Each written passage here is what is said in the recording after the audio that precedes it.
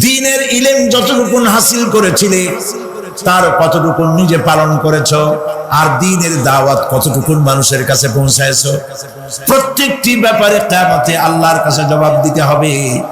এই জন্য কবি বলছেন, আমল সে জিंदगी बनती है ये जन्नत भी व जहन्नम भी, ये खाके अपनी फितरत है ना नारी ना नूरी। মানুষের জীবন আমল দিয়ে গঠন হয়, আমল দিয়ে জীবন গড়ে, নইলে এই মাটির তৈরি দেহ জান্নাত আর জাহান্নামের কিছু দিয়ে তৈরি হয় না। আপনি ইচ্ছে করলে দেহটাকে জাহান্নামের জন্য উপযোগী করতে পারেন, ইচ্ছে করলে এই দেহটাকে জান্নাতের জন্য উপযোগী করতে পারেন। এটি আপনার ইখতিয়ারে আল্লাহ দিয়েছে, আপনাকে বাধ্য করা হয় নাই যে সেজদা না দিলে ফেরেশতা এসে ঘাড়ের উপরে পিটাবে, সুদ ঘুষ জেনা করলে পরে ঠ্যাং পিটায় ভেঙে দেওয়া হবে না। আপনি বাধ্য নন, আপনি সম্মানিত জীব, আল্লাহ সম্মানিত প্রাণী আল্লাহ পাকের, সেই জন্য মানুষকে বাধ্য করা হয় না। অটোনোমাস বডি, অটোনমি দেওয়া হয়েছে, আপনাকে স্বাধিকার দেওয়া হয়েছে। চন্দ্র সূর্যের ব্যাপারে স্বাধিকার দেওয়া হয় নাই। রাত এখন 7:35, সূর্যের বাপেরও ক্ষমতা নাই বাংলাদেশে এখন উকি মারে, ঠিক কিনা? সে এখন আমেরিকায় রোদ দিচ্ছে, তাপ দিচ্ছে আমেরিকা। ওকে নির্ধারণ করা হয়েছে যেভাবে, সেইভাবেই করতে হবে।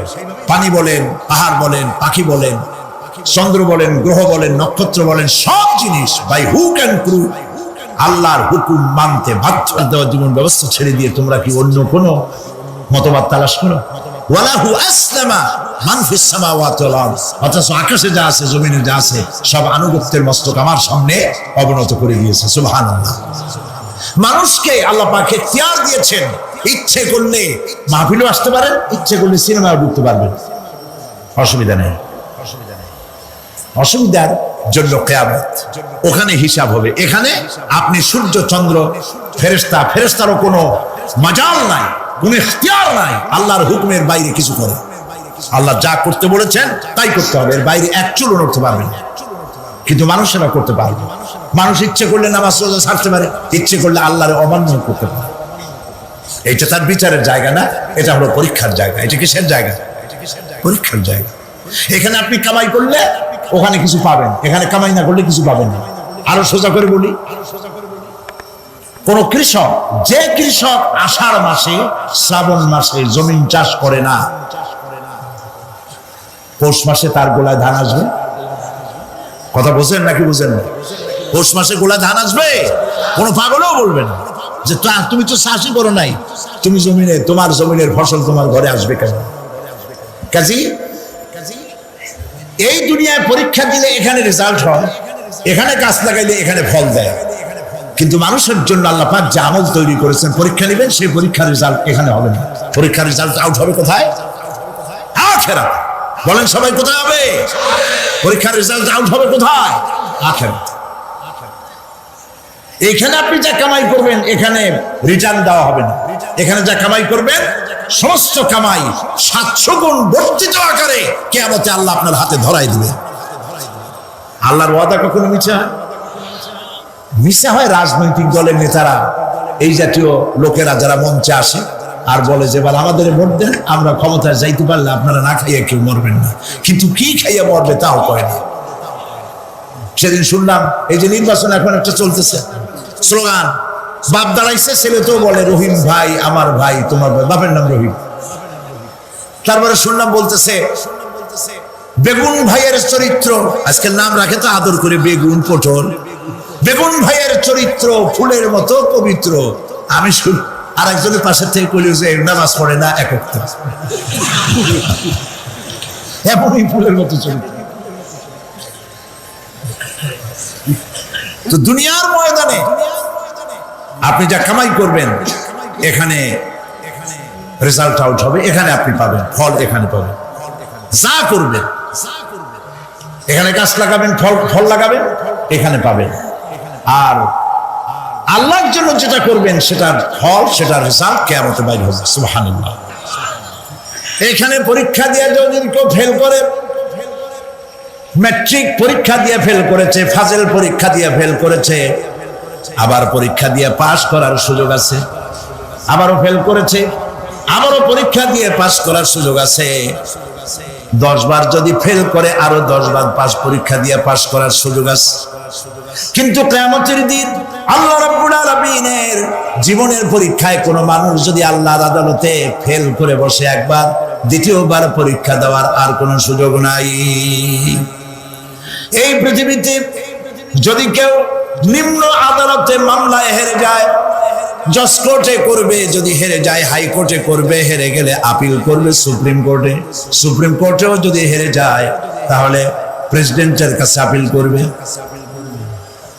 সুযোগ আছে কয়েকবার। কিন্তু কিয়ামতের দিন জীবনের আদালতে কোনো মানুষ যদি একবার ফেল করে বসে, জীবনের মামলায় যদি একবার হেরে যায়, দ্বিতীয়বার আপিল করার আর কোনো জায়গা নাই। সে আখিরাতে রেজাল্ট আউট হবে। আমরা সব মরে যাব। আমরা সব কি হব? সব মরে যাব।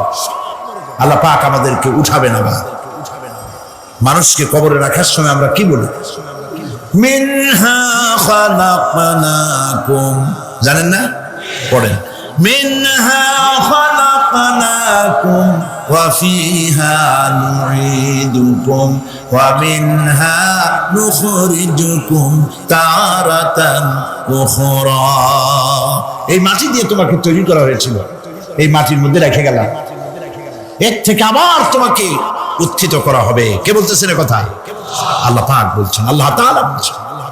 কি নিষ্ঠুর এই পৃথিবী! ভেবে দেখেছেন কি একবারও কি ভেবে দেখেছেন এই পৃথিবী কত নিষ্ঠুর? এই সন্তান সন্ততি সব একটি মোহ, একটি মায়া, একটি মহব্বত, একটি প্রতারণা। যে বইয়ের জন্য হারাম ইনকাম করেছেন, যে সন্তানদের জন্য হারাম ইনকাম করেছেন, জান দিলেন, রক্ত দিলেন, জীবন দিলেন, সারা রাত কষ্ট করেছেন, দৌড়দৌড়ি করেছেন, যখন মরে গেলেন, যে বাচ্চাটা আপনি কোলে না নিলে কলিজা ঠান্ডা হয় না, সেই বাচ্চা বলবে, মাকে বলবে, মা বাপের লাশ যে রুমে আছে আমার সেখানে নিও না, আমার ভয় করে। ঠিক কিনা? স্ত্রীও আরো 2-1 লোক না হলে লাশের ঘরে থাকতে পারবে না, তারও ভয় করবে। থাকলে বড় জোর মা থাকতে পারে, বাপ থাকতে পারে। যাকে বিবাহ করার পর অনেক সন্তান আছে, মা বাপকে চোখে দেখতে পারে না, বড় কথা মতো মায়ের সাথে কথা বলা বন্ধ করে দেয়। হয়তো কুমিল্লা এরকম নাও থাকতে পারে।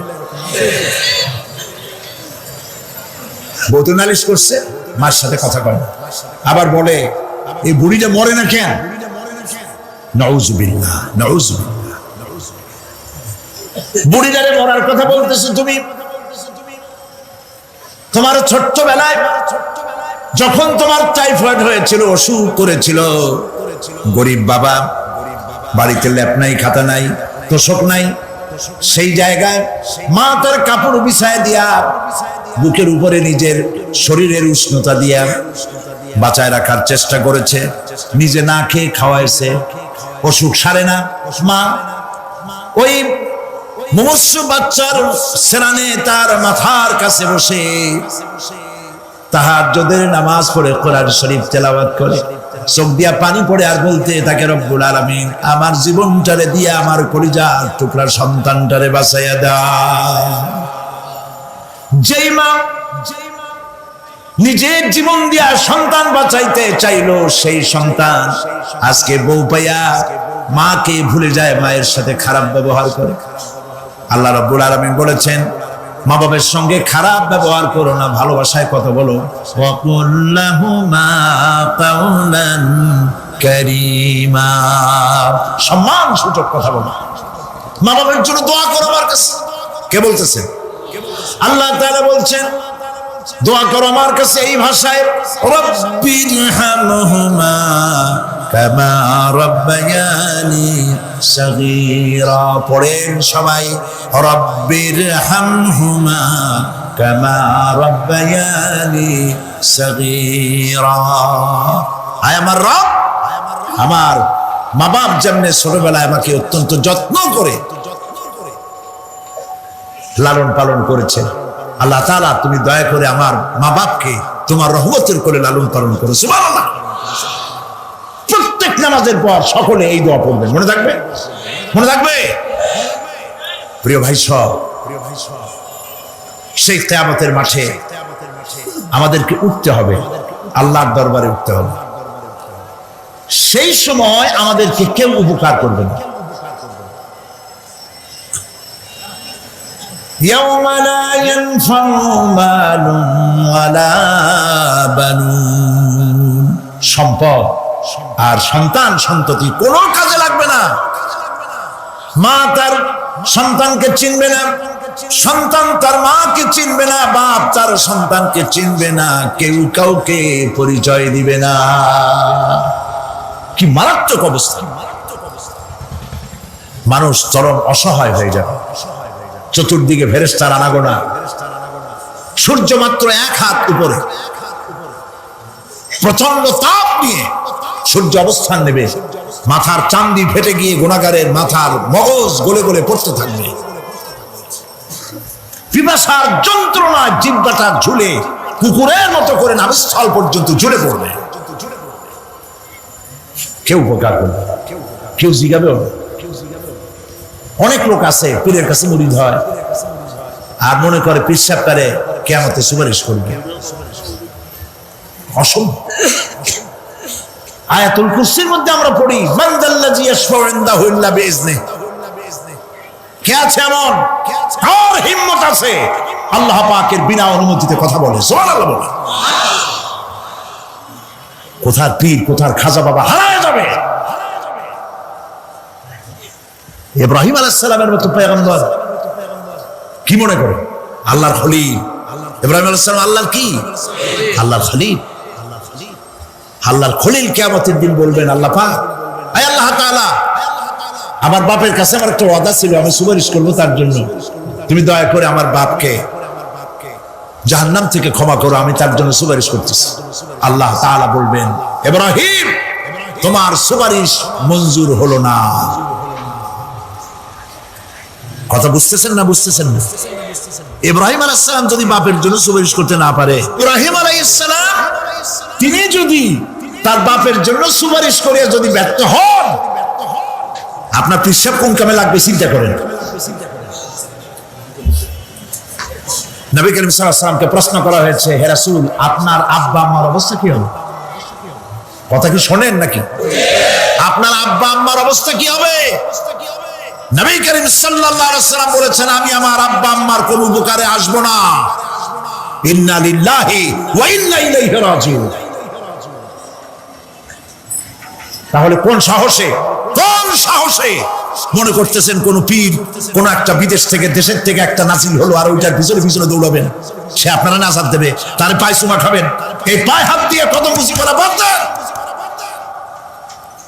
টাকা ইনকাম করার জন্য মানুষকে ভুল পথে পরিচালিত করছে অনেক পীর।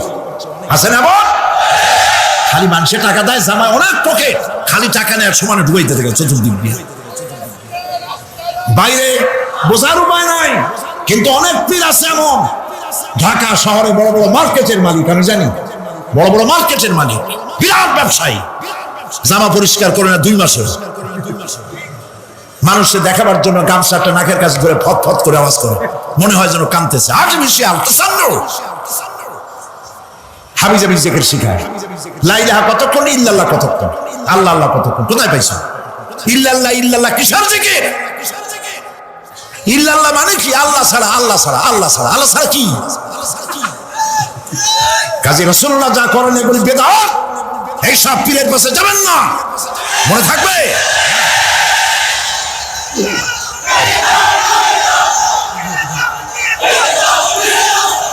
প্রিয় ভাই সব, কিয়ামতের দিন আপনার আমল, একমাত্র আমল আপনাকে বাঁচাইতে পারবে।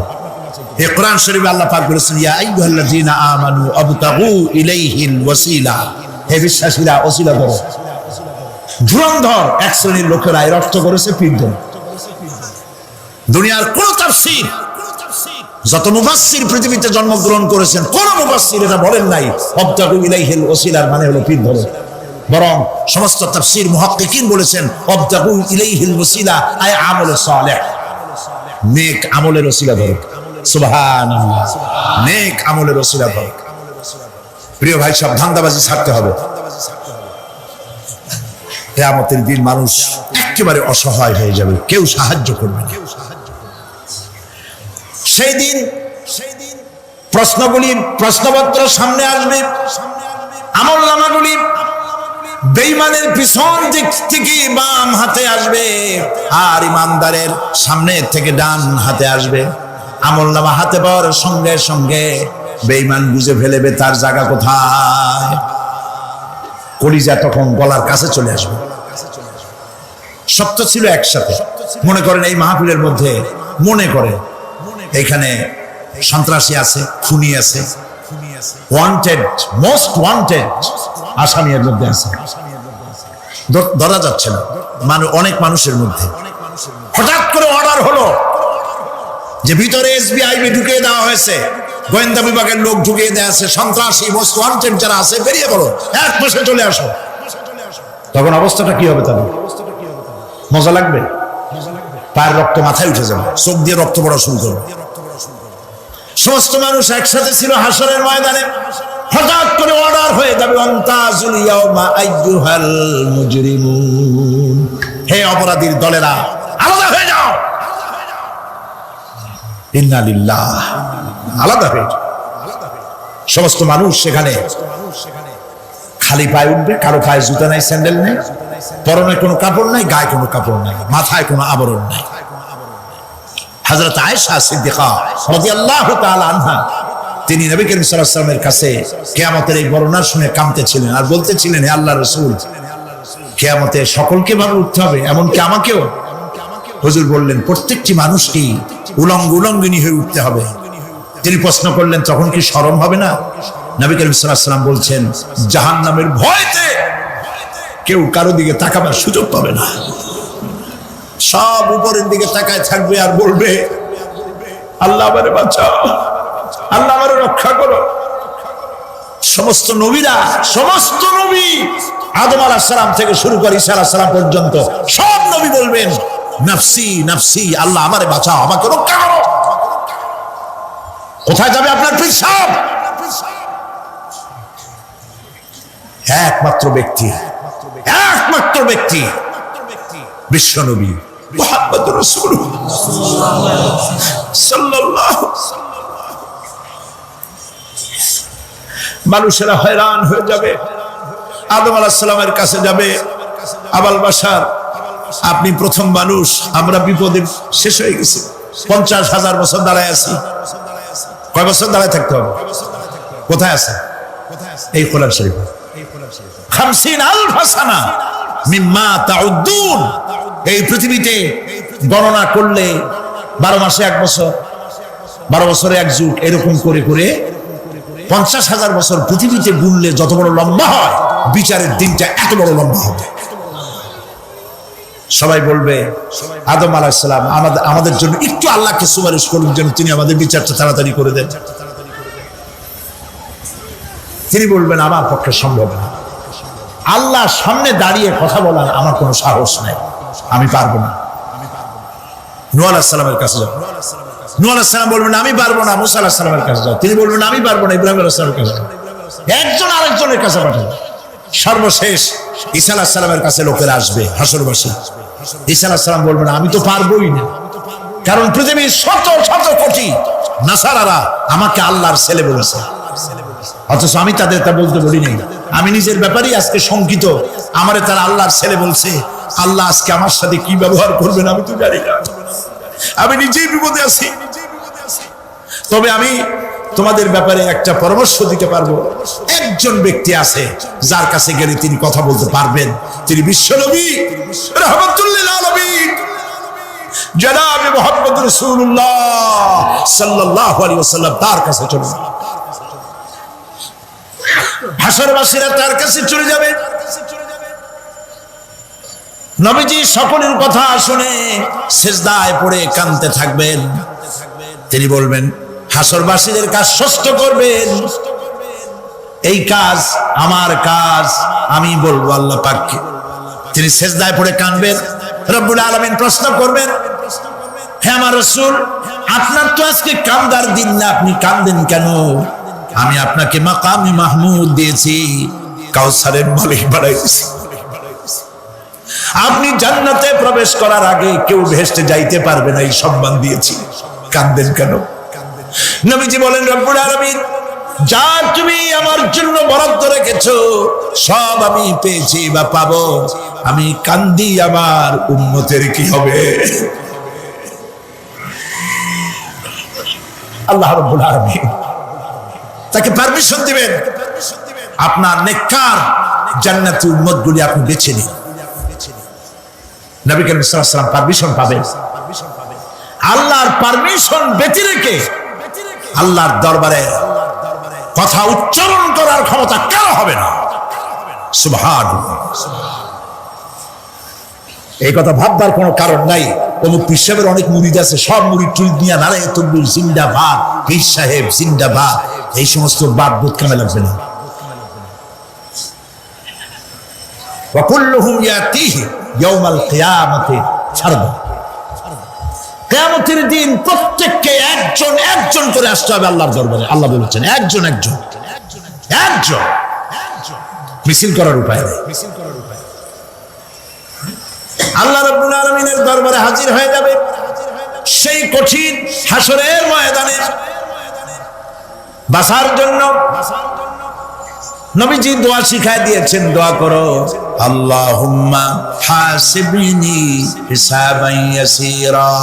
পড়েন আমার সাথে, আল্লাহুম্মা হাসিবনি হিসাবান ইয়াসীরা, আল্লাহুম্মা হাসিবনি হিসাবান ইয়াসীরা। আল্লাহ তুমি আমার সহজ হিসাব নাও। নবী করিম সাল্লাল্লাহু আলাইহি ওয়াসাল্লাম নিজেই দোয়া করেছেন।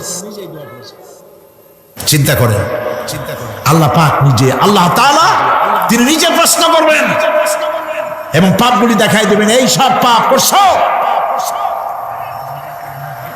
মানুষ আল্লাহর বান্দা ভয় চোটে কলজা গলা দিয়ে বেরিয়ে যেতে থাকবে, বেরিয়ে যেতে চাইবে, তার বাষ্পরুদ্ধই আসবে, বলতে থাকবে, আল্লাহ আমি করে ফেলেছি, আমি মাপ চাই, তোমার কাছে ক্ষমা ভিক্ষা চাই। আল্লাহ রাব্বুল আলামিন বান্দার কাকুতি বিরতির দিকে লক্ষ্য করে বলবেন, বান্দারে আমি তোকে ক্ষমা করে দিলাম। এটাই হলো হিসাব আইয়াসি, সহজ হিসাব। এই সহজ হিসাব কার কিসমতে আছে কার কিসমতে নাই আমরা কেউ জানি না। এই দুনিয়াটাকে আল্লাহ পাক বানাইছিলেন পরীক্ষা নেওয়ার জন্য। কি জন্যে? পরীক্ষা নেওয়ার জন্য। পরীক্ষায় যার যে বয়স এখন আছে, এখানে আমার যা বয়স, আপনার যা বয়স, এই বয়সে যা যা করছি এখন হিসাব করেন। ছোটবেলায় কই মাছের কাঁচা গলার মধ্যে ঢুকছিল, তখন ক্লাস 2-তে পড়ি। এরকমের একটা ঘটনা মনে আছে কিনা? মনে নাই? অন্যের বাড়ির আম পাড়তে গিয়া বাড়িওয়ালার সামনে পড়ছিলেন, দুটো থাপ্পড় দিছিল, এসব কথা মনে আছে না? আছে কিনা? এই ছোট্ট ছোট্ট কথাগুলি, কোন পুকুর পাড়ে আসার খাইছিলাম, কেটা মারছিল, সেই ছোট্টবেলা থেকে এই পর্যন্ত এই ছোট্ট কথাগুলি যদি মনে থাকে, তাহলে বড় বড় পাপ কি কি করছেন তা মনে নাই। তাহলে নিজের হিসাব নিজে কর। কিয়ামতে আল্লাহ পাক আমলনামাগুলো হাতে দিবেন, বলবেন পড়ো, ইকরা কিতাবাক, পড়ো তোমার আমলনামা। তুমি তোমার হিসাবের জন্য আজকে তুমি নিজেই যথেষ্ট। পড়ে দেখো কি করছো। ইন্না লিল্লাহি ওয়া ইন্না ইলাইহি রাজিউন। আমরা বলি আমিন। ঘুমের জন্য মানুষ ঘুমাইতে না পারলে পাগল হয়ে যায়। কি বিরাট নিয়ামত এই ঘুম আল্লাহ পাক মানুষকে দিয়েছে। আমার বন্ধুগণ, এভাবে করে আল্লাহ রাব্বুল আলামিন মানুষের একঘেয়েমি দূর করার জন্য সকাল করেছেন, দুপুর করেছেন, বিকেল করেছেন, সন্ধ্যা করেছেন, রাত করেছেন, ঘুমাবার ব্যবস্থা করেছেন, কামাই রুজির ব্যবস্থা করে দিয়েছেন, রুজি রোজগার করার ব্যবস্থা করেছেন। সবকিছু তিনি রহমান বলে, তিনি দয়াবান বলে মানুষের সব প্রয়োজন আল্লাহ পাক মিটিয়ে দিয়েছেন। আল্লাহ সুবহানাহু ওয়া তাআলা তিনি বলছেন, আমার রহমতেই পৃথিবীর মাটি থেকে তোমাদের ফসল উৎপাদিত হয়। তোমরা দেখো, আফারাআইতুম মা তাহরুসুন আনতুম তাজরাউনাহু আম নাহনু যারিউন। জমিন থেকে ফসল খেয়ে উদ্গত করে উদ্ভিদকে কে গজায়? তুমি গজাও না, আমি গজাই। আল্লাহ পাক বলেন সমস্ত উদ্ভিদগুলি আমি তোমাদের জন্য গজায় দেই, উঠায় দেই। এরপরে যখন ফসল হয়, ফসল পাকা দেখে মানুষ তখন বসে তেল মাখে, ফুর্তি করে, আনন্দ করে। এবার ফসল খুব ভালো হয়েছে, ভালো করে গান দেব। মানুষেরাই চিন্তা করে, বেশি ফসল হয়েছে, গান বাজনা, থিয়েটার, গুণাগার বিবির গান, এগুলি ভালো করে শুনতে হবে। গাছে কাঁঠাল, গোপে তেল, জমিনে ফসল, বসে তেল মেখে আনন্দ করে যে গান বাজনা করবে। আল্লাহ পাক বলেন, দেখো, লাউ নাশাউ জাআলনাহু হুতামান ফাযালতুম তাফাক্কাহুন।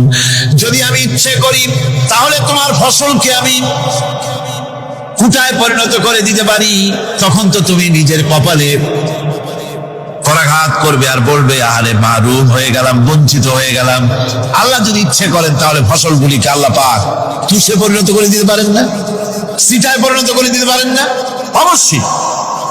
সেই জন্য আল্লাহ পাক বলছেন, যেগুলি সব আমার ক্ষমতা, আমি আপন নিয়ামতে, আপন বরকতে, রহমান নামের কারণে আমি তোমাদের সব আমি বুঝিয়ে দিচ্ছি। আল্লাহ পাক ফসলের জন্য, আপনার জমিনের ফসলের জন্য আল্লাহ পাক বিনা পয়সায় সারের ব্যবস্থা করে দিয়েছেন। জোরে কোন সুবহানাল্লাহ। সেই সারটা হচ্ছে কি? ওয়ামিন আয়াতিহি আইয়ুরিকুমুল বারকা খাউফান ওয়া তামাআ ওয়া ইউনাজ্জিলু মিনাস সামাই মা। আল্লাহ পাক বলেন, আমি আমার নিদর্শনাবলীর ভিতরে এটা হচ্ছে নিদর্শন, যে আকাশে বিদ্যুৎ চমকায়, মেঘের গর্জন আর বিদ্যুতের চমক, এই সবগুলি আমার নিদর্শন। বৃষ্টির পানির সাথে এগুলি এসে জমিনের ফসলকে বৃদ্ধি করে দেয়। জোরে বলেন সুবহানাল্লাহ। কৃষিবিদরা বলেছেন, যে বছর আকাশে যত বেশি বিদ্যুৎ চমকায়, সে বছর জমিনের ফসল তত বেশি বৃদ্ধি পায়। বিনা পয়সায় এ ধরনের আল্লাহ পাক ব্যবস্থা করে দিচ্ছেন। এরকম দরিয়ার মাছ, গোশত, তরি তরকারি, ফল, মৌসুম উপযোগী যা কিছু প্রয়োজন, এ সব কে দিচ্ছেন?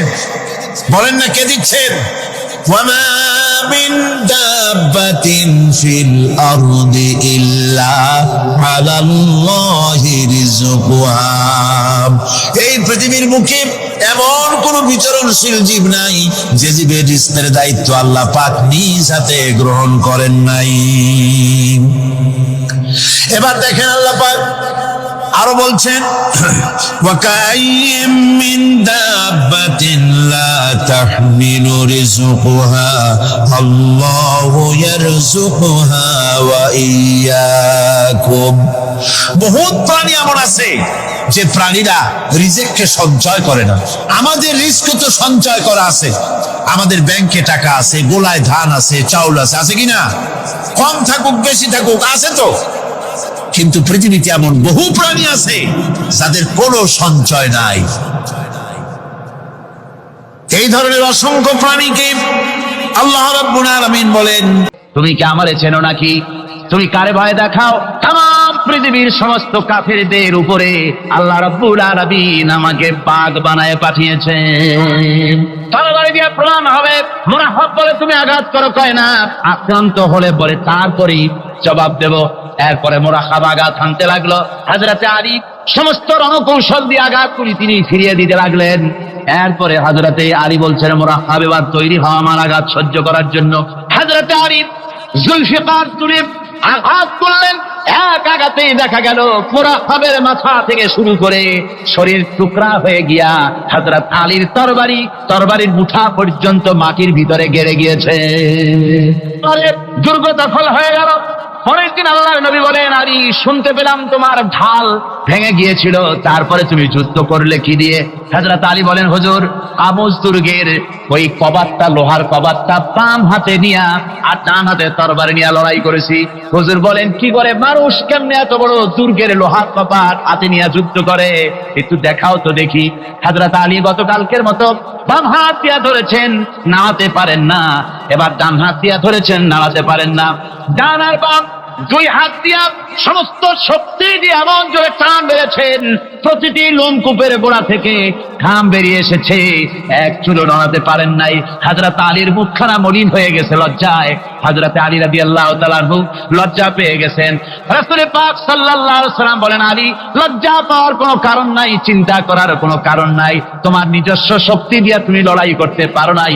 এত বড় লোহার দরজা নিয়ে খবর নিয়ে মানুষ সেভাবে লড়াই করতে পারে না। আল্লাহ তার দ্বীনকে বিজয়ী করার জন্য তোমার ভিতরে আল্লাহ রাব্বুল আলামিন ক্ষমতা দিয়েছিলেন। জোরে বলেন সুবহানাল্লাহ। আল্লাহ রাব্বুল আলামিন এই জিহাদের ময়দানে যখন মানুষ আসে, আল্লাহ তাদের উপরে মদদ দান করেন। আমার বন্ধুগণ, আল্লাহর দ্বীনকে জমিনের উপরে প্রতিষ্ঠিত করার জন্য যদি আমরা আজও যদি ঐক্যবদ্ধ হই দ্বীন কায়েমের জন্য, তাহলে আল্লাহ রাব্বুল আলামিন আমাদেরকে মদদ করবেন। আল্লাহ পাক কোরআনে কারীমের মধ্যে বলেছেন, ওয়া কানা হাক্কান আলাইনা নাসরুল মুমিনিন। মুমিনদেরকে সাহায্য করা আমি আল্লাহর জন্য ওয়াজিব হয়ে যায়। জোরে বলেন সুবহানাল্লাহ। মুমিনদের জন্য সাহায্য করা আল্লাহর জন্য কি হয়ে যায়? ওয়াজিব হয়ে যায়। বাইরে একটু বৃষ্টি সহ্য করেন না, খুব বেশি বৃষ্টি, আচ্ছা এটা রহমত। এটা কি রহমত? আমার ভাইরা, জিহাদের ভিতরে সাহাবায়ে আল্লাহর জান্নাতে যাওয়ার জন্য তারা জিহাদ করেছেন। তারা দেশ দখলের জন্য জিহাদ করেন নাই, দিন প্রতিষ্ঠার জন্য লড়াই করা ফরজ। দিন প্রতিষ্ঠার জন্য লড়াই করা কি? জোরে কোন কি? আর এই ফরজ দায়িত্ব পালন করতে গিয়ে যদি কেউ মারা যায়, তাহলে কোথায় যাবে? ওই শাহাদাতের মওত হচ্ছে একটা সেতু বা একটা ব্রিজ, একটা সাঁকো। এপারে দুনিয়া, ওপারে আল্লাহর জান্নাতুল ফেরদাউস। জোরে বলেন সুবহানাল্লাহ। এই জন্য হযরত ওমর ফারুক রাদিয়াল্লাহু তাআলা সব সময় দোয়া করতেন, আল্লাহুম্মা রযুকনি শাহাদাতান ফি সাবিলিক ওয়াজআল মাউতি ফি বালাদি রাসূলিক। আল্লাহ রাব্বুল আলামিন, আমাকে রাসূলের শহরে মওতাও আর আমাকে তোমার দ্বীনের রাস্তায় শাহাদাত মঞ্জুর করো। জোরে বলেন আমিন। এটা আমাদের দোয়া, আমারও দোয়া, আমার সারা জীবনের স্বপ্ন, সারা জীবনের স্বাদ আল্লাহ যেন শাহাদাতের মওত নসিব করে দেন। জোরে বলেন আমিন। এর থেকে উন্নত মানের মওত আর নাই।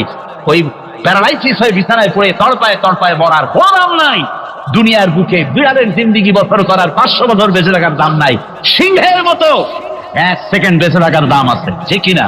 আর মওত, প্লীহা, যকৃত, typhoid, paralysis, diabetes, heart attack, kidney পচে যাওয়া, হাবিজাবি মওতের চাইতে আল্লাহর রাস্তায় জিহাদ করে শাহাদাতের মওত সর্বশ্রেষ্ঠ মওত। জোরে বলেন সুবহানাল্লাহ। আমার ভাইরা, রাসূল পাক সাল্লাল্লাহু আলাইহি ওয়াসাল্লাম তিনি মদিনা মুনাওয়ারায় এসে প্রথম যে জিহাদের সম্মুখীন হলেন, ওইটার নাম কি? কোন জিহাদ? বদর। কোন জিহাদ? বদরের জিহাদ। সেই বদরের মাঠে জিহাদের জন্য রাসূল সাহাবীদেরকে তৈরি করতেছেন। তো আপনারা চিন্তা করেন বিষয়টা, জিহাদ করতে হবে। এই বদরে সাহাবীরা জিহাদ করবে কাদের বিরুদ্ধে? নিজের বাপের বিরুদ্ধে।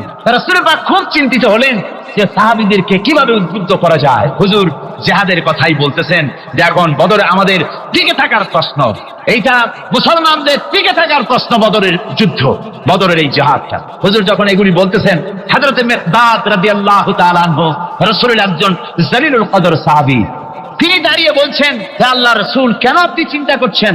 ইমজি বিনা ইয়া রাসূলুল্লাহ হাইসুমা তাশা। হে আল্লাহর রাসূল, আপনি আমাদেরকে নিয়ে চলুন যেদিকে আপনার খুশি। হাইসুমা আমারাকাল্লাহ, যেদিকে আল্লাহ আপনাকে নির্দেশ করেন সেদিকে আমাদের নিয়ে আপনি সেদিকেই চলুন। ইন্না লা নাকুলু লাকা কামা ক্বালা বনু ইসরাঈল লিমূসা আলাইহিস সালাম, ইযহাব আনতা ওয়া রাব্বুকা ফাকাতিলা ইন্না হাহুনা কায়িদুন। বুখারী শরীফের হাদিস। হযরত মিকদাদ রাদিয়াল্লাহু তাআলা আনহু বলছেন, হে আল্লাহর রাসূল, আপনি আমাদের নিয়ে চলুন, আল্লাহ যেদিকে আপনাকে আমাদের নিয়ে যেতে বলেন সেই দিকে নিয়ে যান। আমরা মুসা আলাইহিস সালামের উম্মতের মতো বলবো না যে হে মুসা, আপনি আর আপনার আল্লাহ দুজন গিয়ে যুদ্ধ করেন, আমরা এখানে বসে থাকি, এমন কথা আমরা বলবো না। বাল ইযহাব আনতা ওয়া রাব্বুকা ফাকাতিলা ইন্না মাআকুমা মুকাতিলুন।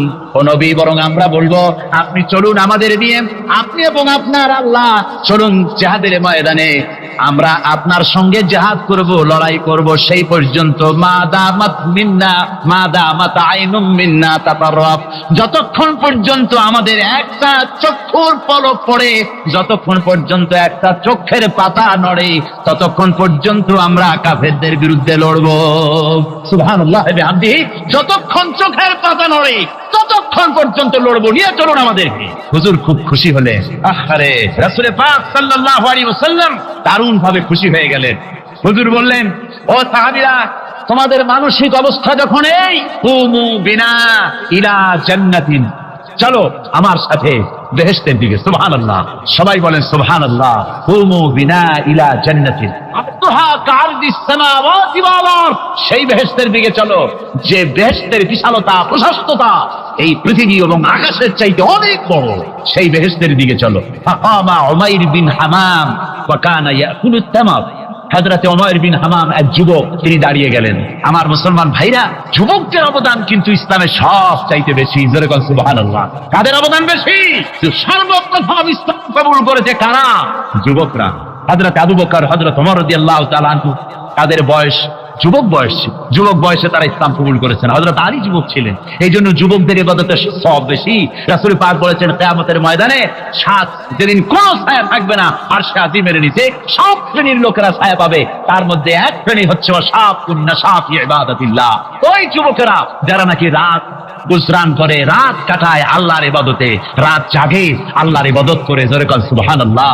বুড়োদের একবার আল্লাহ বলা আর এক যুবকের একবার আল্লাহ বলা, বৃদ্ধের সারা সপ্তাহ তাহাজ্জুদ পড়া আর যুবকের এক রাতের তাহাজ্জুদ পড়া মনে হয় তার থেকেও বেশি। সুবহানাল্লাহ। তাই বলে বৃদ্ধ যারা, তারা কিন্তু হতাশ হবেন না। ওই যৌবনকাল আপনিও বেরিয়ে এসছেন, ঠিক না? সুতরাং যুবকদের অবদান বেশি। হযরত উমাইর বিন হামাম রাদিয়াল্লাহু তাআলা আনহু, তিনি দাঁড়িয়ে গেলেন। তার হাতে ছিল ওয়া কানা ইয়াকুলুত তামার, তিনি খরমা খাচ্ছিলেন, হাতে ছিল কয়েকটা খরমা। তিনি খরমাগুলি হাতে নিয়ে দাঁড়িয়ে বলছেন ফাকালা বাখবাখ, তিনি বলছেন বাখবাখ শব্দ এটা হচ্ছে লুগাল মুহাল্লিয়া, অর্থাৎ আঞ্চলিক শব্দ। এর অর্থ হচ্ছে মা আযমাহু ওয়া মা আহসানাহু। কি আশ্চর্য, কি সুন্দর, কি বিরাট, কি সুন্দর কথা আপনি বললেন হে রাসূল। জান্নাতুন আরদুহা কারদিস সামাওয়াতি ওয়াল আরদ, এমন বেহেশত তো পাওয়া যাবে জিহাদ করলে যে বেহেশতের বিশালতা প্রশস্ততা এই বিশাল আকাশের চাইতে জমিনের চাইতে বেশি। ওয়াল্লাহি লাউ কুনতু হাইয়ান হাত্তা আকুলাহুন্না, আমি যদি, ওয়াল্লাহি আল্লাহর কসম, আমি যদি এই খরমাগুলো যদি খাইতে থাকি, ইন্নাহা লা হায়াতুন তাবিলা, তাহলে তো এটা অনেক লম্বা হায়াত লাগবে। এই খরমাগুলি খাইতে অনেক সময় লাগবে, বেহেশতে যাইতে দেরি হয়ে যাবে। সুতরাং এই খরমা তো আর খাওয়া যাবে না। ফারামাবিহিন না, হাতের খরমাগুলি সব ফেলে দিয়ে জিহাদের ময়দানে লাফায় পড়লেন। অনেকগুলি কাফেরকে জাহান্নামের ঘাটে উতরায় দিয়া হযরত ওমর নিজেও শাহাদাত বরণ করলেন। জিহাদের শেষে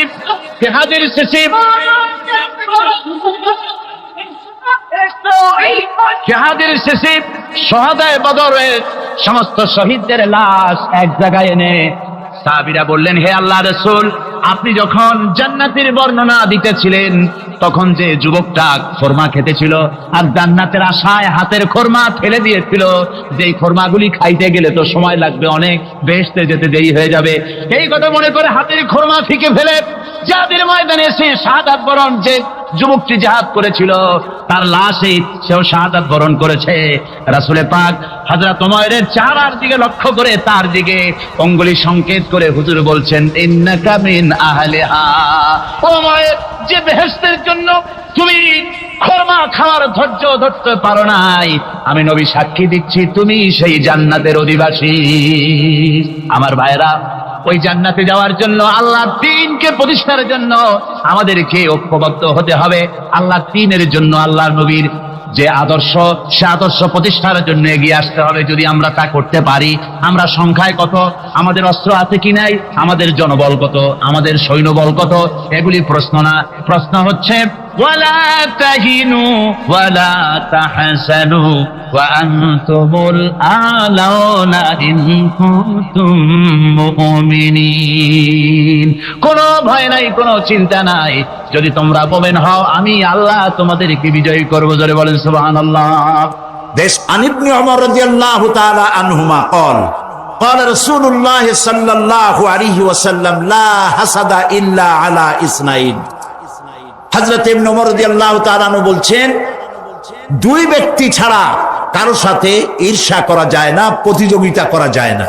সে দুই ব্যক্তিকে, এক ব্যক্তি হচ্ছে রাজুলুন আতাহুল্লাহুল কুরআনা ফাহুয়া ইয়াকুমু বিহি আনা আল-লাইলি ওয়া আনা আন-নাহার। আল্লাহ যাকে কোরআনের ইলম দিয়েছেন এবং সেই কোরআনের ইলমের ইলম দিয়ে নিজেকে প্রস্তুত করেছে, এই কোরআনের দাওয়াত মানুষকে দেয় এবং কোরআন প্রতিষ্ঠার আন্দোলনে নিজেকে শরীক করেছে। তার সাথে হাসাদ করা যায় যে আমি ওর মতো হইলাম না কেন, ওর মতো আমার হওয়া উচিত।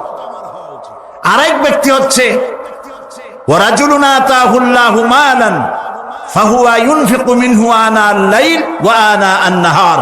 আর যে ব্যক্তিকে আল্লাহ পাক ধন সম্পদ দান করেছেন, এই ধন সম্পদ দিয়ে সে আল্লাহর দ্বীনকে প্রচার করার জন্য আল্লাহর রাস্তায় খরচ করতেছে। তার মতো হওয়ার জন্য প্রতিযোগিতা করা যায়, তার মতো হওয়ার জন্য প্রচেষ্টা করা যায়, হাসাদ করা যায় তার সাথে। নবী করিম সাল্লাল্লাহু আলাইহি ওয়াসাল্লাম আরো বলছেন, আন উমর ইবনুল খাত্তাব রাদিয়াল্লাহু তাআলা আনহু قال قال رسول الله صلى الله عليه وسلم إن الله يرفع بهذا الكتاب أقواما ويضع به آخرين। আল্লাহ তাআলা এই কোরআনের কারণেই, এই কোরআন দিয়েই কোন জাতিকে আল্লাহ তাআলা উন্নত করেন, আবার এই কোরআনের কারণেই কাউকে অধপাতিত করেন। এই পৃথিবীতে যারা মুসলমানেরা যখন পৃথিবীতে সুনাম অর্জন করেছিল, পৃথিবীতে যখন তারা মাথা উঁচু করে দাঁড়িয়েছিল, সেটা কোরআনের বরকতেই। আর যখন কোরআন থেকে তারা দূরে সরেছে, তখনই তাদের উপরে এসেছে আল্লাহর গজব। নবুয়ত আর কিতাব দুটির জিনিসের ভিতরে একটা সম্পর্ক আছে। নবুয়ত এবং কিতাব দুটোই আল্লাহর পক্ষ থেকে আসছে। নবুয়ত আসছে কার কাছ থেকে? আর কিতাব আসছে আল্লাহর কাছ থেকে। নবুয়ত এর দাবি কেউ নিজের থেকে করতে পারে না, এই কথা আমি বহুবার আপনাদের সামনে আলোচনা করেছি। নবী দাবির ভিত্তিতে হয় না, নবী আল্লাহ বানান। ইলেকশন করে, নির্বাচন করে এমপি বানানো যায়, মন্ত্রী বানানো যায়, প্রেসিডেন্ট বানানো যায়, চেয়ারম্যান বানানো যায়, মেম্বার বানানো যায়, কিন্তু ইলেকশন করে নবী বানানো যায় না। নবী ইলেকশনে হয় না, নবী হয় কিসে? সিলেকশন। নবী কিসে হয়? সিলেকশনে। সিলেকশনটা করেন কে? আল্লাহ রাব্বুল আলামিন। সুতরাং নবী আল্লাহর কাছ থেকে আসে, আর কিতাবও আল্লাহর কাছ থেকে আসে। নবী যদি কিতাব ছাড়া আসতেন, খুব ভালো করে বোঝেন, নবী যদি কিতাব ছাড়া আসতেন আর কিতাব যদি নবী ছাড়া আসতো, তাহলে মানুষের ধর্ম পালন, জীবনের কর্তব্যবোধ, জীবন পরিচালনা এবং ধর্মকে অনুধাবন করা দারুণভাবে সুকঠিন হয়ে পড়ত। কোরআনের নমুনাই হচ্ছে, কিতাবের নমুনা হচ্ছেন আম্বিয়ারা। আম্বিয়া আলাইহিমুস সালাম, তারা হচ্ছেন কিতাবের নমুনা। কিতাবও যার, নবীও সেই আল্লাহ সুবহানাহু ওয়া তাআলা। কোরআন হচ্ছে একটা থিওরি, আর নবীরা হচ্ছেন, কিতাব হচ্ছে থিওরি, নবীরা হচ্ছেন তার প্র্যাকটিক্যাল। থিওরি আর প্র্যাকটিক্যাল দুটো জিনিস এক নয়। যেমন আমি যদি কাগজে লিখি র দন্তেশ্ব গয় ওকার লয় লয় আকার, কাগজে লিখে দিলাম, কি হলো কন্ত? বলুন সবাই, কি হলো? এখন যদি আপনারা এটার উপরে চাটেন, মিষ্টি লাগবে? বলবেন মিষ্টি কেমনে লাগবে, ওর মধ্যে দুধ নাই, চিনি নাই। আচ্ছা ঠিক আছে, লিখে দিলাম দুধ, চিনি ইত্যাদি যা যা লাগে সব লিখা কাগজটারে গোল বানাই দিলাম। এখন যদি চাবান, তাও কি মিষ্টি লাগবে? লাগবে না। মিষ্টি লাগবে কি হলে? দুধ কিনতে হবে, ছানা বানাতে হবে, চিনির শিরা তৈরি করতে হবে, তারপরে রসগোল্লা বানাতে হবে, এরপরে আপনি ফ্রিজে রাখবেন, চামচ দিয়ে কাটবেন, মজা করে খাবেন, তখন আপনার ভালো লাগবে, ঠিক কিনা? এখন ভালো লাগলো কেন? যেহেতু এটা প্র্যাকটিক্যালে আসছে। আর আগে কাগজ চেটেছেন, কাগজ চাবাইছেন, ভালো লাগে নাই, কারণ থিওরি চাবাইছেন। প্র্যাকটিক্যালে না আসা পর্যন্ত মজা পাওয়া যাবে না। সেই জন্য কোরআন হচ্ছে একটা থিওরি, কাগজে লেখা একটা থিওরি। এই থিওরিটা আল্লাহ রাব্বুল আলামিনের। এই থিওরি যদি প্র্যাকটিক্যাল না থাকে, মডেল না থাকে, আদর্শ না থাকে, তাহলে তা পালন করা মানুষের জন্য দুঃসাধ্য, সুকঠিন। এই জন্য আল্লাহ সুবহানাহু ওয়া তাআলা কোরআনের মুজাসসাম নমুনা হিসেবে পেশ করেছেন মুহাম্মদুর রাসূলুল্লাহ সাল্লাল্লাহু আলাইহি ওয়াসাল্লাম। তিনি হচ্ছেন কোরআনের মডেল, সুবহানাল্লাহ ওয়া বিহামদিহি। যার জন্য তিনি স্পষ্ট করে বলতে পেরেছেন যে কথা কেউ বলতে সাহস পায়নি, যে কথা নবী বলেছেন। আল্লাহর নবী বলেছেন, ও আমার সাহাবীরা, দিনের আলোতে তোমরা আমার ভিতরে যা দেখতে পাও, রাতের বেলায় আমার ভিতরে তোমরা যা দেখতে পাও। ও আমার স্ত্রীরা, দিনের আলোতে আমার ভিতরে যা দেখতে পাও, রাতের আধারে আমার মধ্যে যা দেখতে পাও যে সব আচরণ, আমার চলাফেরা, দিন ও রাতের আলোচনাগুলি, দিন ও রাতের চরিত্রগুলি, দিন ও রাতের আমার কর্তব্য পালন, আমার মধ্যে যা দেখতে পাও সবগুলি খুলে খুলে মানুষের সামনে বলে দাও। এই কথা তো আর কেউ বলতে পারেনি পৃথিবীতে। নবীরা ছাড়া এত বড় কথা পৃথিবীর আর কেউ বলতে সাহস পাবে না। কথা ঠিক কিনা গণ? জোরে বলেন, পারবে বলতে? যত বড়ই মুহাদ্দিস হোক, মাওলানা হোক, খাজা বাবা হোক, নামের আগে যতই 5 হাত লম্বা ডিগ্রি লাগান না কেন, কাগজে যখন নাম লেখে হুঁশ থাকে না। কত যে লেখে, কি যে লিখলে, শুধু নামের সামনে আলাইহিস সালাম টুক বাদ রাখে, আর সব লিখে আবেগের ঠেলায় অস্থির হয়ে যায়। কোন ব্যক্তি আছেন যিনি বলতে পারবেন আমার শৈশবকালীন, যৌবনকালীন, বৃদ্ধকালীন, রাতের, দিনের সব ঘটনা মানুষের কাছে বলে দাও? কেউ কি পারবে বলতে? না, কেবলমাত্র পারবে আম্বিয়া আলাইহিমুস সালাম। যেহেতু আল্লাহ রাব্বুল আলামিন তাদেরকে কন্ট্রোল করেছেন, হেফাজত করেছেন, তারা হচ্ছেন চরিত্রের আধার, অনুপম চরিত্রের উৎস, উৎকৃষ্ট নমুনা, যাদের চরিত্রের ভিতরে কোনো কালিমা নাই, ভুল নাই, গুনাহ নাই। মহব্বতের সাথে বলেন সুবহানাল্লাহ। এই জন্য নবী, নবুয়ত আর কিতাব দুটোই আসছে আল্লাহর কাছ থেকে। সেই জন্য বিশ্ববাসীর বাঁচার পথ নবীদের অনুসরণ। বিশ্ববাসীর বাঁচার পথ কি? নবীদের অনুসরণ। আল্লাহ রাব্বুল আলামিন তিনি কিতাব পাঠিয়েছেন, কিতাবের উপর ঈমান আনা লাগবে। আর নবীও তিনি পাঠিয়েছেন। সাধারণ নেতা নবীদের ভিতরে পার্থক্য হলো আকাশ আর জমিনের। গালফ অফ দি ধরেন, আকাশ আর জমিনের পার্থক্য, সাধারণ নেতা আর নবী, এর মধ্যে পার্থক্য কতখানি? আকাশ আর জমিনের। এর থেকেও যদি বড় দৃষ্টান্ত দেওয়া যায় তো তাই। কারণ হচ্ছে এই পৃথিবীতে পথপ্রদর্শক হিসেবে শিক্ষক, পণ্ডিত, ধর্মগুরু, রাজনৈতিক নেতা, বাপ দাদা, দার্শনিক, যারাই পৃথিবীতে আবির্ভূত হয়েছেন, নবীদের সঙ্গে তাদের মৌলিক একটা পার্থক্য আছে। সে মৌলিক পার্থক্য হচ্ছে সাধারণ লোকের, সাধারণ নেতারা সিদ্ধান্ত নেন মন মস্তিষ্ক প্রসূত জ্ঞান দিয়ে। এই জন্য তাদের সিদ্ধান্ত দিয়ে দেশ এবং জাতির স্থায়ী কোনো কল্যাণ সাধিত হয় না। আল্লাহ রাব্বুল আলামিন বলেন, মা ইয়ানতিকু আনিল হাওয়া ইন হুয়া ইল্লা ওয়াহয়ুন ইউহা। আমার নবী প্রবৃত্তিকে অনুসরণ করে কোনো কথা বলেন না। আমার নবী যেটা বলেন সেটা হলো ওহী। আমি যা বলতে বলি তিনি তো তাই বলেন। নবী নিজের মগজ থেকে কিছু বলেন না, আল্লাহর কথা দিয়ে বলেন। এই জন্য কোরআন আর হাদিসে বেশি কোনো পার্থক্য নাই। কোরআন হলো, কোরআনের ভাব এবং ভাষা দুটোই আল্লাহ রাব্বুল আলামিনের, আর হাদিসের ভাষাটা শুধু আল্লাহর নবীর, আর ভাবটা হচ্ছে আল্লাহ রাব্বুল আলামিনের। নবীরা যা বলেন তাই সত্য।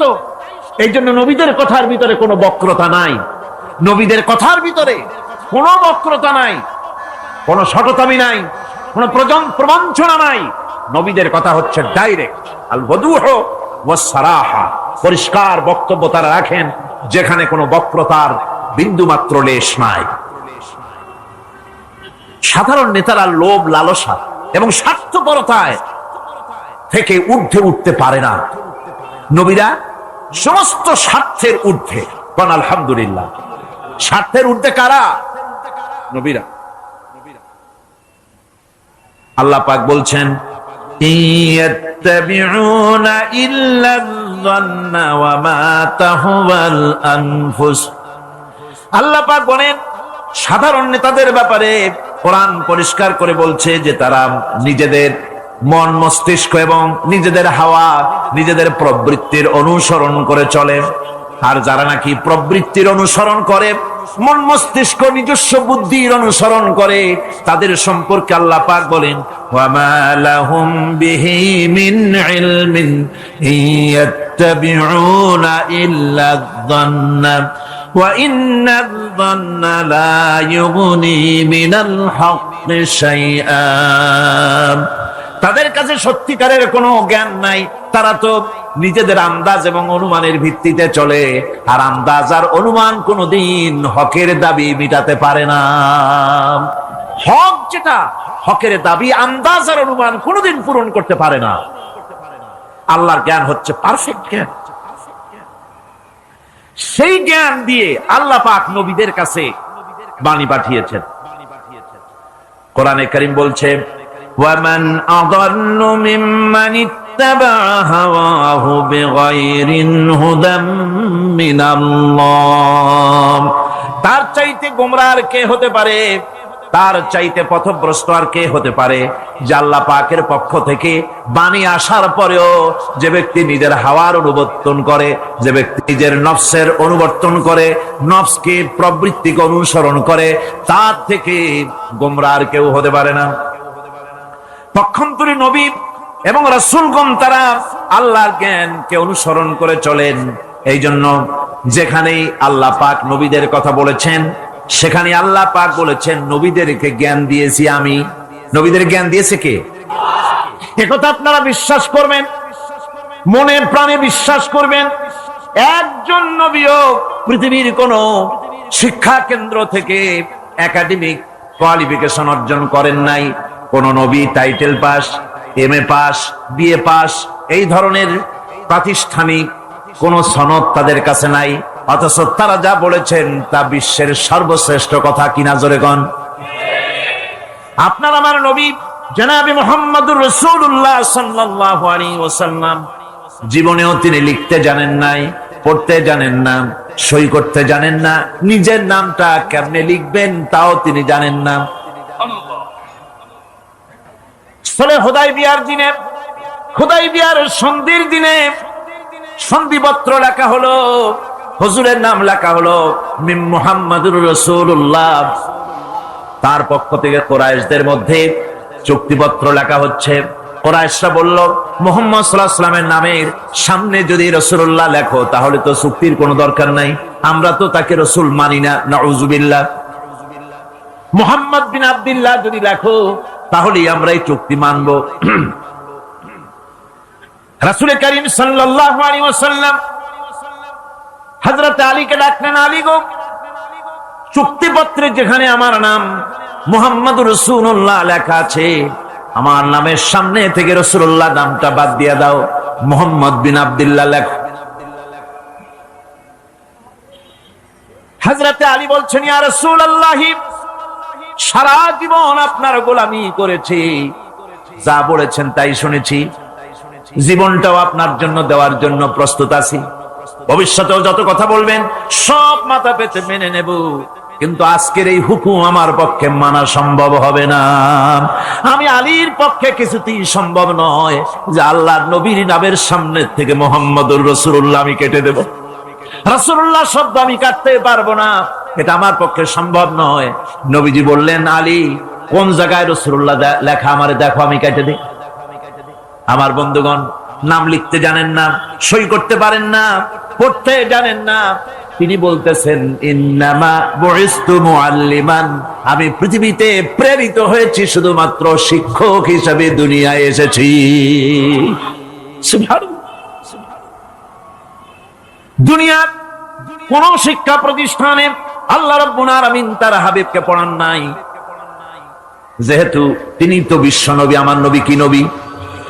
জোরে কর না, কি নবী? আপনার আমার নবী বিশ্ব নবী। বিশ্ব নবী সাধারণ মানুষের কাছে কি পড়বে? যে পড়াবে তার মগজ তো ছোট, তার জ্ঞান তো সীমিত। সীমিত জ্ঞান দিয়া বিশ্ব নেতারে কি শিখাবে, বিশ্ব নবীরে কি শিখাবে? এই জন্য আল্লাহ রাব্বুল আলামিন বিশ্ব নবীর শিক্ষক আল্লাহ পাক নিজে হয়ে গেলেন। কোরআনে কারীম বলছে, যখনই নবীদের জ্ঞানের কথা এসেছে তখনই আল্লাহ পাক বলেছেন আমি জ্ঞান দিয়েছি। লক্ষ্য করুন, হযরত ইব্রাহিম আলাইহিস সালাম তার পিতাকে ডেকে বলছেন, يا أبت إني قد جاءني من العلم ما لم يأتك فاتبعني أهدك صراطا سويا হে পিতা, বিশ্বাস করো আমার কাছে এমন এক জ্ঞান এসেছে যা তোমার কাছে নাই, যা তোমার কাছে আসে না। তুমি আমার অনুসরণ করো, আমি তোমার সোজা পথ দেখাই দেবো। সুবহানাল্লাহ। তুমি আমাকে অনুসরণ করো, যেহেতু আমার কাছে যে জ্ঞান আসছে ওই জ্ঞান তোমার কাছে নাই। ইব্রাহিম আলাইহিস সালামের কাছে কার জ্ঞান আসছে? আল্লাহ রাব্বুল আলামিনের জ্ঞান। লূত আলাইহিস সালাম কি নবুয়ত প্রদান করে আল্লাহ রাব্বুল আলামিন বলছেন, ওয়া লূতান আতাইনাহু হুকমান ওয়া ইলমা। আমি লূতকে আমার পক্ষ থেকে জ্ঞান দান করেছি, হিকমত দিয়েছি, বিজ্ঞান শিক্ষা দিয়েছি, আমি তাকে ইলম দান করেছি। সুবহানাল্লাহ। আমি তাকে ইলম দিয়েছি। মুসা আলাইহিস সালাম সম্পর্কে আল্লাহ পাক বলেন, ওয়ালাম্মা বালাগা আশুদ্দাহু ওয়াস্তাওয়া আতাইনাহু হুকমান ওয়া ইলমা। মুসা আলাইহিস সালাম যখন বয়স সন্ধিক্ষণে পৌঁছে গেলেন, যখন তিনি পূর্ণ বয়স প্রাপ্ত হলেন এবং তিনি যখন নিজেকে সম্পূর্ণ লালন পালন করার কাজ যখন তার সম্পূর্ণ হয়ে গেল, আমি তখন আমার পক্ষ থেকে তাকে ইলম দান করেছি, জ্ঞান দান করেছি, হিকমত দিয়েছি, জ্ঞান দিয়েছি। রাসূল করিম সাল্লাল্লাহু আলাইহি ওয়াসাল্লাম সম্পর্কে আল্লাহ পাক বলছেন, ওয়ালা ইন ইত্তাবা'তা আহওয়াআহুম বা'দাল্লাযী জাআকা মিনাল ইলম মা লাকা মিনাল্লাহি মিন ওয়ালিয়্যিন ওয়ালা নাসীর। তুমি যদি জ্ঞান লাভের পরও তাদের প্রবৃত্তির অনুসরণ করো, তাহলে আল্লাহর কাছ থেকে তোমাকে রক্ষাকারী কেউ থাকবে না, কোনো সাহায্যকারী তুমি পাবে না। আমি যে জ্ঞান তোমাকে দিয়েছি এটারই অনুসরণ করো, এর মধ্যেই মুক্তি, বিশ্ববাসীর মুক্তি এই জ্ঞানের অনুসরণের ভেতরে। প্রত্যেক জাতির জন্য আল্লাহ রাব্বুল আলামিন নিজের পক্ষ থেকে রাসূল পাঠিয়েছেন। আল্লাহ পাক বলেছেন, ওয়ালিকুল্লি উম্মাতির রাসূল, প্রত্যেক জাতির জন্য আমি রাসূল প্রেরণ করেছি। এমন কোন জাতি নাই যার কাছে নবী রাসূল পাঠানো হয় নাই। ওয়া ইম মিন উম্মাতিন ইল্লা খালা ফিহা নাযীর। সমস্ত নবীদের কাছে, সমস্ত উম্মতের কাছে, জাতির কাছে আমার পক্ষ থেকে আমি নবী পাঠাইছি। কোন সুবহানাল্লাহ। কেউ যেন বলতে পারে না যে আমরা আল্লাহর পক্ষ থেকে কোনো দাওয়াত পাই নাই, আল্লাহর পক্ষ থেকে সত্যকে চেনার কোনো রাস্তা পাই নাই।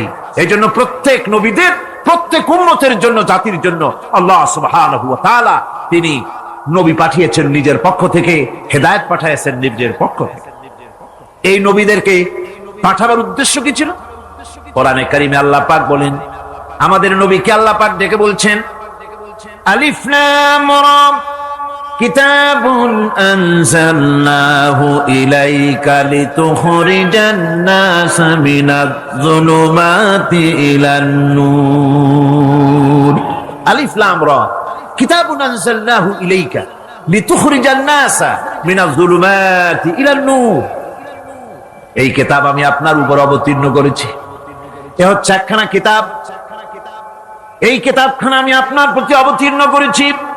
এই জন্য করেছি কিতাব অবতীর্ণ, যাতে করে মানব মণ্ডলীকে পঞ্জীভূত অন্ধকারের ভিতর থেকে বের করে আলোর দিকে নিয়ে আসতে পারেন। এ বিশ্ব হচ্ছে অন্ধকারে ভরা। পৃথিবীতে মানব রচিত যত মতবাদ আছে সব হচ্ছে অন্ধকার। সবগুলি কি? অন্ধকার। এই অন্ধকারের ভিতর থেকে আলোর দিকে নিয়ে আসবেন। আলো হচ্ছে কি? ইসলাম। আলো হচ্ছে কোরআন। কোরআনের দিকে নিয়ে আসবে, ইসলামের দিকে নিয়ে আসবে। সেই জন্য আমি আপনার প্রতি এই কোরআন অবতীর্ণ করেছি। আমার ভাইয়েরা, সকল আসমানি কিতাবের উপরে আমাদের ঈমান আনা লাগবে। শুধুমাত্র কোরআন শরীফের উপরে নয়, সকল কিতাবের উপর ঈমান আনতে হবে। কোরআনকে যেমন মানি, মুহাম্মদ সাল্লাল্লাহু আলাইহি ওয়াসাল্লামকে যেমন মানি, সব নবীদের উপরে ওই রকম ঈমান আনতে হবে। কোরআন যেমন মানি ওই রকম করে সমস্ত কিতাবের উপরে ঈমান আনতে হবে। এটার শর্তই দেওয়া হয়েছে, মুমিন হচ্ছে তারা ওয়াল্লাযীনা ইউমিনুনা বিমা উনজিলা ইলাইকা ওয়া মা উনজিলা মিন ক্বাবলিক। মুমিন হচ্ছে সেই সব লোক, মুত্তাকি হচ্ছে তারা যারা তোমার উপরে নাজিলকৃত কিতাবের উপর ঈমান এনেছে এবং এর আগে যত কিতাব আসছে সমস্ত কিতাবের উপর ঈমান এনেছে, তারাই হচ্ছে মুত্তাকি, তারাই হচ্ছে মুমিন। আল্লাহ পাক বলেন নাযালা আলাইকাল কিতাবা বিল হাক্কি মুসাদ্দিকান লিমা বাইনা ইয়াদাইহি। আল্লাহ তোমার প্রতি সত্য সহকারে যে কিতাব নাজিল করেছেন আর এর পূর্বে আগত সকল কিতাবের উপরে এর সত্যতা প্রমাণ করে। এই কোরআন হচ্ছে আগের যত কিতাব নাজিল হয়েছে সমস্ত কিতাবের সত্যতা প্রমাণকারী কিতাব। এই জন্য মুমিনদেরকে বলতে বলা হয়েছে কুল আমান্না বিল্লাহি ওয়া মা উনজিলা আলাইনা ওয়া মা উনজিলা আলা ইব্রাহিমা ওয়া ইসমাঈলা ওয়া ইসহাকা ওয়া ইয়াকুবা ওয়াল আসবাত। বলো আমরা ঈমান এনেছি আল্লাহর প্রতি, আমাদের প্রতি অবতীর্ণ কিতাবের প্রতি, আর ইব্রাহিম, ইসমাইল, ইসহাক, ইয়াকুব এবং তার আওলাদদের প্রতি যে কিতাব অবতীর্ণ হয়েছে সমস্ত কিতাবের উপর আমরা ঈমান এনেছি। وما أوتي موسى وعيسى والنبيون من ربهم لا نفرق بين أحد منهم ونحن له مسلمون। আর মুসা, ঈসা অন্যান্য নবীদের উপরে যত কিতাব অবতীর্ণ হয়েছে সমস্ত কিতাবের উপরে আমরা ঈমান আনতেছি, আর আমরা হচ্ছি আল্লাহ পাকের আজ্ঞাবহ, আমরা হচ্ছি আল্লাহ পাকের বান্দার মধ্যে আমরা শামিল। আল্লাহ পাক বলছেন এই পৃথিবীতে আমি যত নবী পাঠাইছি সমস্ত নবীদের সাথে তিনটা জিনিস দিয়েছি। কয়টা জিনিস? তিনটি জিনিস দিয়েছি সমস্ত নবীদেরকে। লাকাদ আরসালনা রুসুলানা বিল বায়িনাতি ওয়া আনজালনা মাআহুমুল কিতাবা ওয়াল মিজানা লিয়াকুমান নাসু বিল কিসত। নিঃসন্দেহে আমি নবীদেরকে স্পষ্ট নিদর্শনাদি সহ এই পৃথিবীতে পাঠিয়েছি এবং সেই সঙ্গে তাদেরকে কিতাব দিয়েছি আর তাদেরকে মিজান দান করেছি, বাইয়িনাত দান করেছি। তিনটা জিনিস দিয়েছি, এক দিলাম বাইয়িনাত, আর এক দিলাম কিতাব, আর এক দিলাম মিজান। কয়টা হলো? তিনটা। বাইয়িনাত কি? বাইয়িনাত হলো, বাইয়িনাত বলা হয় এমন জিনিসগুলি কি যা একজন নবীর আচার আচরণ দেখে বুঝতে পারা যায় নিঃসন্দেহে ইনি আল্লাহর নবী। সুবহানাল্লাহ। এটাই হচ্ছে বাইয়িনাত। তার চরিত্র, তার আচার আচরণ এগুলি প্রমাণ করে তিনি নবী। আমার বন্ধুগণ, হযরতে খাদিজা রাদিয়াল্লাহু তাআলা আনহা যখন ইসলামের দাওয়াত পেয়েছিলেন, আল্লাহর নবীর পক্ষ থেকে যখন দাওয়াত পেলেন, নবুয়তের তাওহীদের যখন দাওয়াত পেয়েছিলেন, একজন স্ত্রী হিসেবে তার স্বামীর প্রতি এত শ্রদ্ধা, স্বামীর প্রতি এত ভক্তি শ্রদ্ধা, অনাবিল ভক্তি শ্রদ্ধা, যার কারণে হযরতে খাদিজা একটা মুহূর্তের জন্য, এক সেকেন্ডের জন্য দেরি করেন নাই, কোনো প্রশ্ন তোলেন নাই যে আপনি নবী হইলেন কেমনে, অথবা আপনার মধ্যে তো এই জিনিস দেখছি, আপনি নবী হইলেন কেমনে, এমন কোনো কথা বলেন নাই। যখনই নবুয়তের তাওহীদের দাওয়াত পেলেন, মা খাদিজাতুল কুবরা সঙ্গে সঙ্গে তিনি পড়ে নিলেন লা ইলাহা ইল্লাল্লাহু মুহাম্মাদুর রাসূলুল্লাহ। মা খাদিজা বললেন, আবুল কাসিম, বিগত 15টি বছর পর্যন্ত আপনার ভিতরে যে আচরণ দেখেছি, এ আচরণ, এ চরিত্র কোন সাধারণ মানুষের হতে পারে না। অবশ্যই আপনি আল্লাহর নবী, কোন সন্দেহ, আমার কোন দ্বিধা নাই, এর মধ্যে কোন প্রশ্ন নাই, নিঃসন্দেহে আপনি আল্লাহর নবী। সুবহানাল্লাহ। তার চরিত্রই প্রমাণ করে নবীদেরকে বাইয়িনাত দেওয়া হয়েছে, এমন চরিত্র আচার আচরণ দেওয়া হয়েছে যাতে করে লোকেরা অভিভূত হয়ে যায়, আকৃষ্ট হয়ে যায়। হযরতে যায়েদ তিনি তো কৃতদাস ছিলেন, হারায় গেলেন বাপ মা থেকে। আর এরপরে কুদরত তারে মুহাম্মদ সাল্লাল্লাহু আলাইহি ওয়াসাল্লামের ঘরে উঠায় দিল। তিনি তখন আল্লাহর নবী, তখন নবুয়তের দায়িত্ব পান নাই। যায়েদের পিতার কাছে খবর হয়ে গেল যায়েদ আছে রাসূলের বাড়িতে, মুহাম্মদ সাল্লাল্লাহু আলাইহি ওয়াসাল্লামের বাড়ি মক্কায়। তারা এসে হুজুরের সঙ্গে দেখা করে বললেন, মুহাম্মদ সাল্লাল্লাহু আলাইহি ওয়াসাল্লাম, জানতে পেরেছি আপনার কাছেই আমাদের ছেলে যায়েদ আছে, মেহেরবানি করে তাকে আমাদেরকে ফিরায় দেন। হুজুর বলেন, যায়েদ যদি তোমাদেরকে চিনতে পারে আর যদি যেতে চায়, আমার পক্ষ থেকে কোনো আপত্তি নাই, অবশ্যই যাবে। তবে যায়েদ যদি যেতে না চায়, আমি এমন লোক নই যে কেউ আমার কাছে থাকতে চাইলে আমি জোর করে তাকে ঠেলেও দিতে পারি না, আমি তেমন লোক নই। পিতা বললেন, আপনি অবশ্যই যুক্তিপূর্ণ কথা বলেছেন। হযরতে যায়েদ কানা হলো। হুজুর বললেন, তুমি কি চেনো এদের? কি? যায়েদ বললেন, চিনি, ইনি আমার বাবা, উনি আমার চাচা। যায়েদের পিতা বলেন, বাবারে বাড়ি চলো, তোমার মা কেঁদে কেঁদে হয়রান, চলো বাড়ি যাই, বাড়ির যা কিছু আছে সব তোমাকে ফিরিয়ে দেওয়া হবে। হযরতে যায়েদ বলতেছেন, পিতা বাড়িতে যা আছে তাই শুদ্ধ, তামাম দুনিয়াটা যদি আমারে দেওয়া হয়, এই লোকটির কাছে থেকে যে ব্যবহার পেয়েছি, আমি এই লোকের কদম ছেড়ে যেতে পারি না। তার চরিত্রই প্রমাণ করে তিনি নবী, কি ব্যবহারটা পেয়েছেন। হযরত আনাস রাদিয়াল্লাহু তাআলা আনহু ছোট মানুষ, 8 বছর বয়সের সময় হুজুরের খাদেম হয়ে হুজুরের বাড়িতে আসছেন। আচ্ছা, 8 বছর বয়সের কিশোর ভুল তো করতেই পারে। গরম পানি চাইলে ঠান্ডা পানি এনে দেবে, স্যান্ডেল চাইলে জুতো আনবেন, বিছানা বিছাইতে বললে উঠাই দেবে, এটা স্বাভাবিক। কিশোর মানুষ, ছোট মানুষ। এবার শুনুন, বাইয়ানাত কারে বলে? নবীদের বাইয়ানাত আল্লাহ যে দিয়েছেন সেটা কি জিনিস? সেটা হলো উন্নত মানের চরিত্র, তার ব্যবহার, ওঠা বসা যা দেখলে মানুষ বুঝতে পারে তিনি আল্লাহর নবী। হযরতে আনাসের মুখে শুনুন, হযরতে আনাস রাদিয়াল্লাহু তাআলা আনহু বলেন, একাধিক ক্রমে টানা 10টি বছর রাসূলের খেদমতের ভিতরে নিয়োজিত ছিলাম। 10টি বছরের ভিতরে একটা দিনের জন্য নবীজি আমাকে ধমক দিয়ে কথা বলেন নাই। এটা ধমক দিলেন না আমারে, এটা করছো কেন, এটা করো নাই কেন? সুবহানাল্লাহি বিহামদিহি। গোটা পৃথিবীর সমস্ত মুমিন মুসলমানদের, পুরুষ আর নারীদের জীবন, কলিজা, রক্ত রাসূলের কদম মোবারক উৎসর্গ হয়ে যায়। কারে বলে নবী রাসূল? কি চরিত্র! বাইয়ানাত।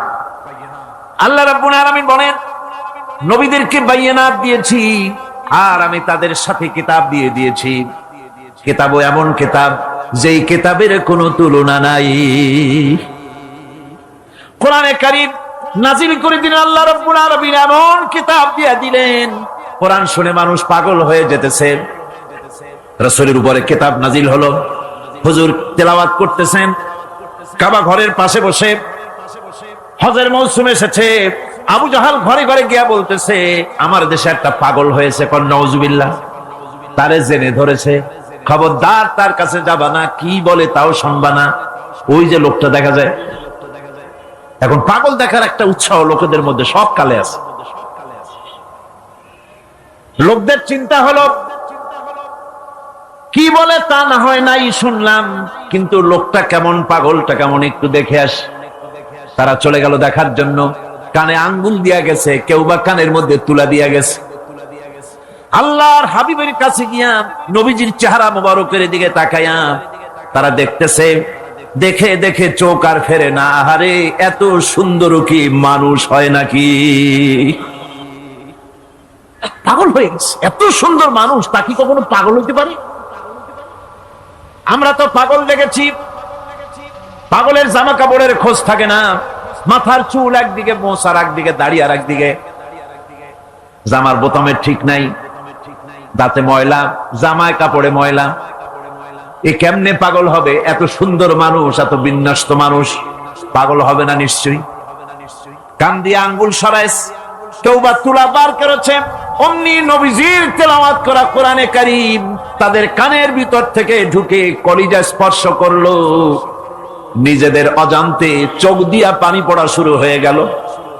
বিদেশ থেকে আগত লোকগুলি চোখ থেকে পানি পড়তেছে আর মুখ থেকে বেরিয়ে গেল আশহাদু আল্লা ইলাহা ইল্লাল্লাহু ওয়াহদাহু লা শারীকা লাহু ওয়া আশহাদু আন্না মুহাম্মাদান আবদুহু ওয়া রাসূলুহু।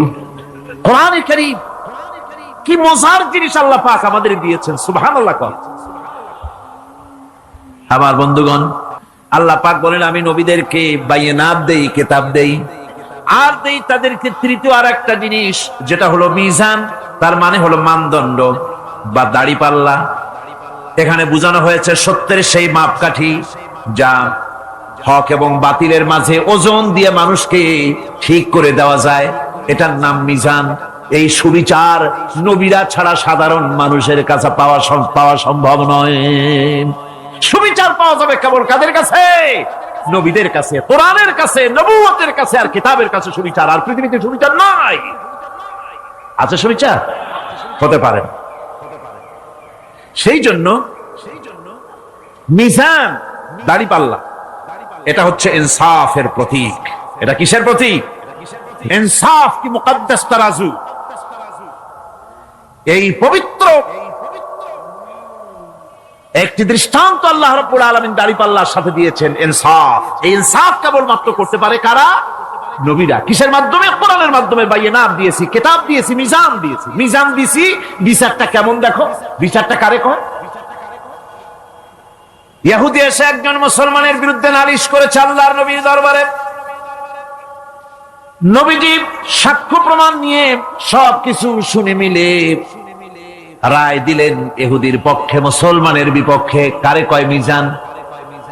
নবী তো ইচ্ছা করলে তার নিজের দলের ওই মুসলমানদের পক্ষেই তো রায়টা দেওয়া স্বাভাবিক ছিল। ছিল কিনা কন? বাপ হোক মা হোক, দলের নেতা হোক, সব সময় নিজের স্বার্থের দিকে টানে। কথা ঠিক কিনা? স্বাভাবিক ভাবে বোঝেন। চট্টগ্রাম শহরে সবচাইতে বড় সন্ত্রাসী ধরা পড়েছে। পুলিশ বহু পরিশ্রম করে খাগড়াছড়ি থেকে ঘাট ধরে নিয়ে আসছে। ঢাকা থেকে টেলিফোন আসছে, মন্ত্রী বাহাদুরের টেলিফোন। হ্যালো, কে?